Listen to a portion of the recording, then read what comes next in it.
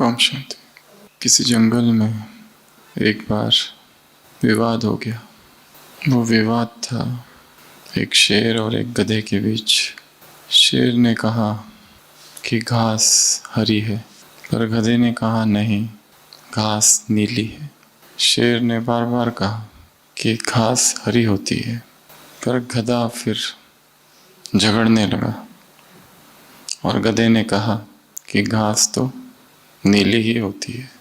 विवाद झगड़ा बन गया, बहुत ज़्यादा बढ़ गया और झगड़े को निपटाने के लिए दोनों जंगल का जो राजा है, बाघ, लायन, उसके पास पहुँचे और गधे ने अपनी कहानी चालू की और कहा कि अब आप ही न्याय करो। इस शेर ने मुझे परेशान कर रखा है, जबकि मैं कह रहा हूँ कि घास नीली होती है और ये शेर कहता है कि घास हरी होती है।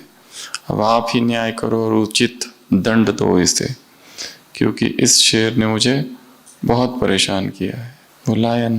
वो बाघ सुनता है और कहता है, तुमने जो कहा सही कहा है और मैं ये निर्णय सुनाता हूँ कि शेर को 5 साल के लिए साइलेंस में रहना है, चुप, यही उसका दंड है।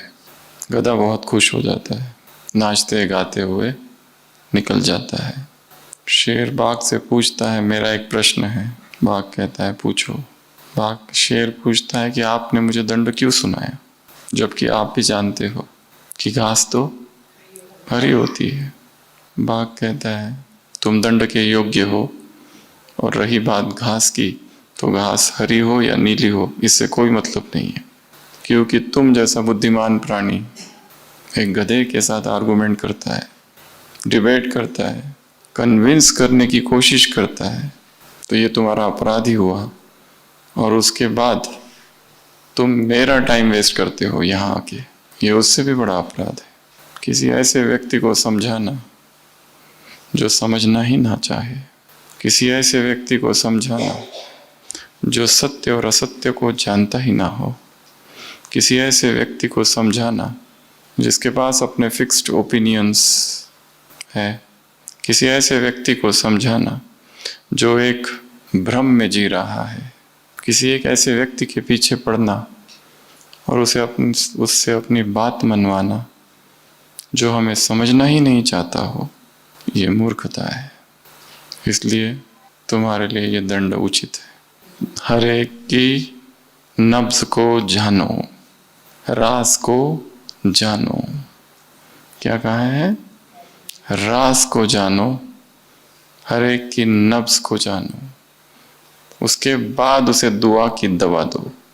हर एक को जानना, हम अपने जीवन का अमूल्य समय कहाँ वेस्ट कर रहे हैं, किसके पीछे वेस्ट कर रहे हैं, क्या वो इस योग्य है?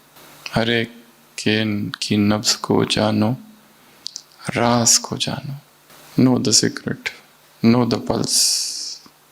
मेजर टाइम वेस्ट बुद्धि किसी ऐसे एक कार्य में लगी हुई है, यदि उसकी व्यर्थता को समझ लिया जाए तो अपने आप ज्ञान और योग और तपस्या सब कुछ अचानक आगे बढ़ जाएगा।